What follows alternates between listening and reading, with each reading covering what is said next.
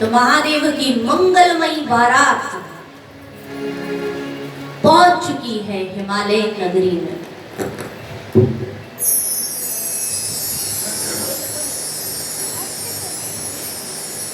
महादेव के साथ में आगे आगे देवी देवता चल रहे हैं और महादेव के आसपास उनके सभी पार्षद नंदी, भृंगी, श्रृंगी, वीरभद्र चले जा रहे हैं। सबसे आगे आगे इंद्र, सूर्य, कुबेर, ब्रह्मा, विष्णु इत्यादि देवता चल रहे हैं। उनके पीछे पीछे भगवान शिव के पार्षद चल रहे हैं और भगवान शिव नंदी पर सवार होकर के दूल्हा बन करके पहुंचे। तो हिमालय नगरी में जब बारात पहुंची है तो राजा हिमालय ने जलपान इत्यादि की सुंदर व्यवस्था जगह जगह पर करवा दी है। बारात में रुकते ठहरते जलपान ग्रहण करते हुए बाराती पहुंच गए हैं हिमालय नगरी के द्वार पर। बोलिए शंकर भगवान की जय।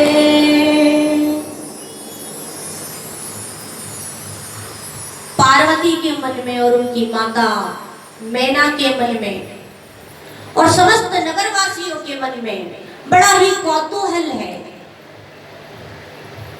कि न जाने कैसी बारात होगी और महादेव की बारात आ रही है हमारे यहाँ। तो सभी नगरवासी अपने अपने घरों के दरवाजे पर आकर के खड़े हो गए बारात को देखने के लिए। बारात हिमालय नगरी में प्रवेश कर गई है तो सबसे आगे आगे देवी देवता चल रहे हैं। तो उनको देख करके नगरवासी सोचने लगे कि आहा कैसे सुंदर बाराती हैं, ऐसे बाराती तो हमने कभी नहीं देखे, ऐसी सुंदर बारात है। जब बाराती इतने सुंदर हैं तो दूल्हा कितना सुंदर होगा।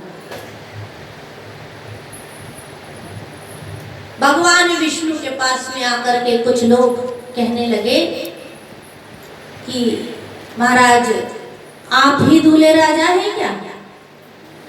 तो भगवान विष्णु ने कहा कि अरे नहीं नहीं भाई, मैं दूल्हा नहीं हूं, दूल्हा तो पीछे आ रहा है। इतने में ही क्या देखते हैं कि महादेव नंदी पर सवार होकर के पधार चुके हैं हिमालय नगरी के भीतर। तो जैसे ही नगरवासियों ने महादेव को देखा तो कहने लगे अरे ये दूल्हा है कि यमराज है, भूत करके थर थर कांपने लगे, घबरा गए समस्त नगरवासी।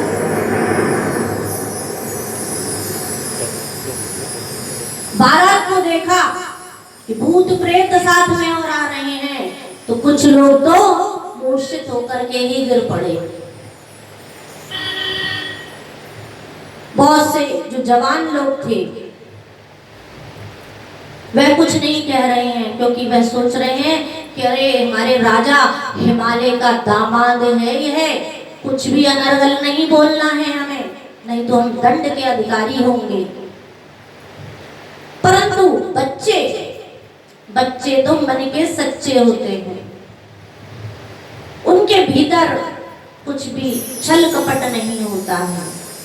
तो बच्चों ने बारात को देखा और बारात को देखते ही दौड़े दौड़े अपने अपने घरों में गए और कहने लगे अपनी माताओं से कि अरे मैया, बारात आ रही है कि भूतों की टोली चली आ रही है। तो घर वालों ने पूछा कैसे हैं? कि भूत प्रेत पिशाच जोगिनी बिकट मुख रजनी चरा, तन छीन को अति पीन पावन, को अपावन तन धरे। अर्थात ऐसी बारात आ रही है कि कोई लंबा है तो कोई चौड़ा है, कोई पतला है तो कोई मोटा है, किसी की एक आंख है तो किसी की चार चार आंखें हैं, कोई एक पैर पर ही उछल उछल के चल रहा है तो किसी की चार चार टांगे हैं। ऐसे विचित्र विचित्र बाराती चले आ रहे हैं। तो घर वालों ने पूछा और दूल्हा कैसा है? जब बारात ऐसी है तो दूल्हा कैसा है? तो कहने लगे कि बस दूल्हे की तो तुम पूछो ही मत, ऐसी लंबी लंबी उसकी जटाएं हैं और पूरे शरीर पर भस्म लपेट करके आ गया है और पूरे शरीर पर आभूषणों के स्थान पर सर्पों को धारण करके आया है और घोड़े पर नहीं बैठ करके आया है, बैल पर बैठ करके आया है, ऐसा दूल्हा। अब यह बात सारे नगर में फैल गई कि ऐसी विचित्र बारात आ रही है और ऐसा यमराज स्वरूप दूल्हा आ रहा है। तो यह बात महारानी मैना के कानों तक पहुंची। महारानी मैना ने सुना कि ऐसी भयानक बारात आ रही है मेरी बेटी के लिए, तो उन्होंने अपने मन को समझाते हुए कहा कि नहीं नहीं, मैं सुनी सुनाई बातों पर विश्वास नहीं करूंगी, जब तक कि मैं अपनी आंखों से नहीं देख लूंगी तब तक मैं किसी की बात पर भरोसा नहीं कर सकती। तो बारात जा पहुंची है राजा हिमालय के महल के द्वार पर। महारानी मैना पूजन का थाल लेकर के महादेव की आरती उतारने के लिए पहुंची है। जैसे ही महादेव को देखा तो ऐसे भयानक स्वरूप महादेव को देखते ही मूर्छित होकर के गिर पड़ी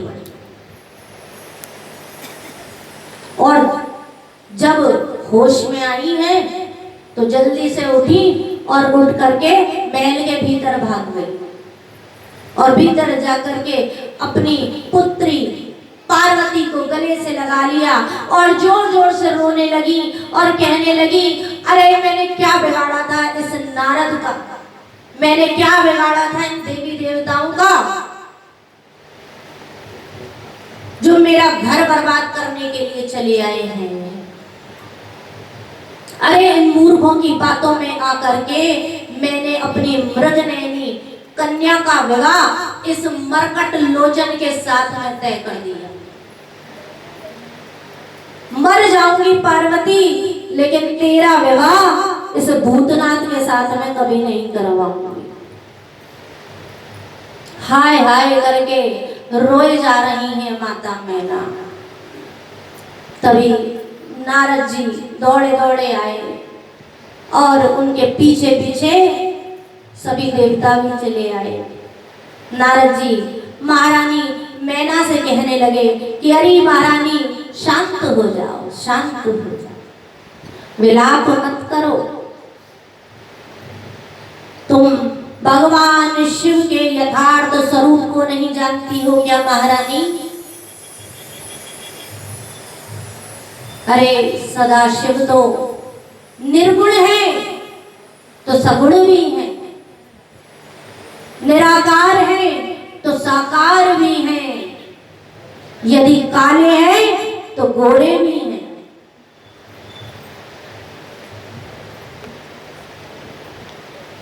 वह महाकाल है तो भक्तों के रखवाले भी हैं, कुरूप है तो सर्वाधिक सुंदर भी महादेव ही है। महादेव के व्यापक स्वरूप को पहचानो महारानी। तुम्हारे द्वार पर साक्षात भगवान पधारे हैं। अपनी कन्या का हाथ उनके हाथ में सौंप दो, इसी में तुम्हारा कल्याण है और तुम्हारी उस कन्या का भी कल्याण है। महारानी मैना कहने लगी, क्या कल्याण है नारद जी इसमें मेरा? मैं इस यमराज स्वरूप को अपनी बेटी कैसे दे दूं? मेरी बेटी इतनी सुंदर सुकोमल है और ये इतना भयानक जिसे मैं देख भी नहीं पा रही हूं, तो उसको अपनी बेटी कैसे सौंप दूं? नहीं नारद जी, मैं अपनी बेटी का विवाह इसके साथ नहीं कर सकती हूँ, चाहे कुछ भी हो जाए। तभी महाराज हिमालय पधारे और कहने लगे, महारानी क्या अनर्गल बातें किए जा रही हो?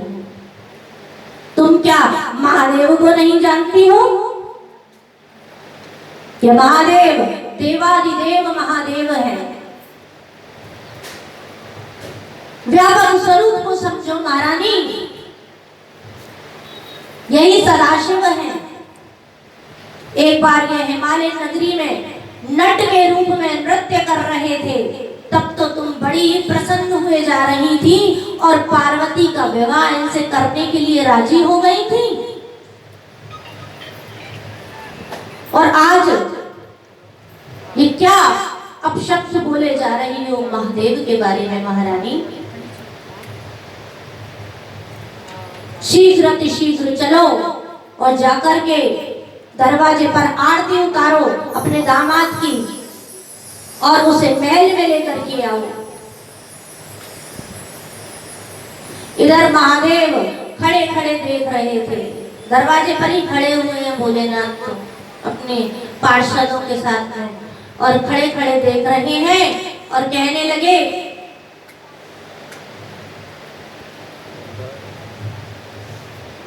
अरे भाई वीरभद्र, यह जो महारानी अभी मेरी आरती उतारने आई थी और गिर पड़ी और फिर उठी और महल के भीतर भाग गई, क्या बारातियों का स्वागत ऐसे ही होता है?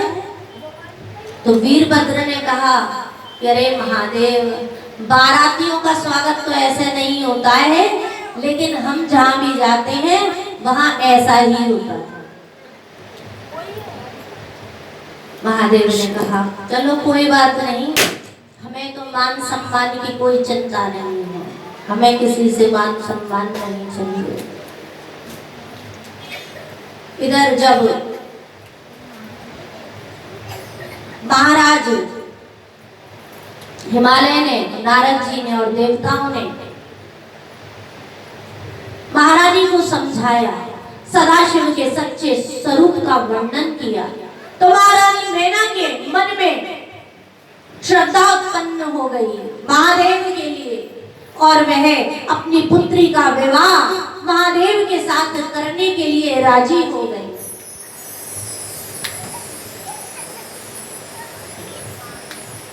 नारद जी दौड़े दौड़े महादेव के पास गए और कहने लगे कि अरे महादेव, ये क्या कर रहे हो?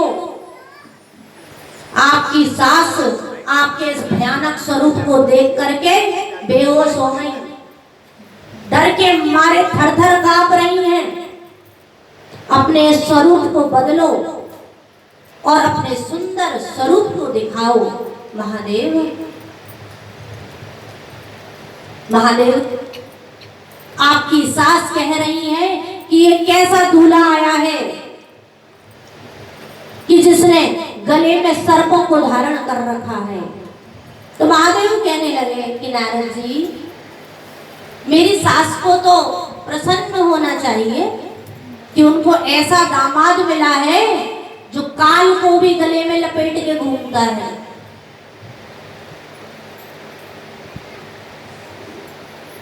तो नारद जी कहने लगे, अरे काल महाकाल, हर कोई आपके ऐसे स्वरूप को नहीं पहचान सकता है।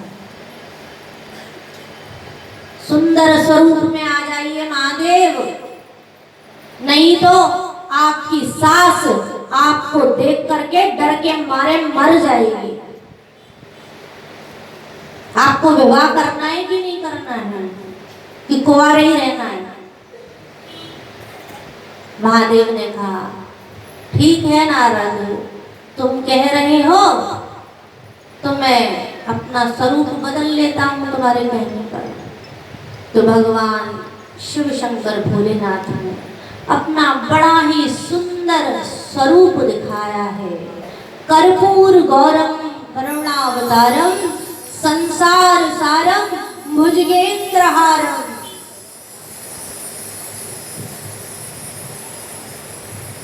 तो महादेव अपने गौरवर्णीय स्वरूप में आ गए हैं और दरवाजे पर जाकर के खड़े हो गए हैं।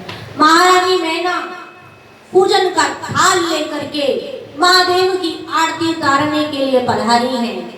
महादेव के सुंदर स्वरूप को देख करके महारानी मैना बड़ी ही गदगद हुए जा रही हैं, बड़ी ही प्रसन्न हुए जा रही हैं और उनकी आरती उतारने लगी और गाने लगी, ओम जय शिव ओंकारा प्रभु जय शिव ओंकारा ब्रह्मा विष्णु सदाशिवा ब्रह्मा विष्णु सदाशिवा हरे नामी राधा ओम भैरव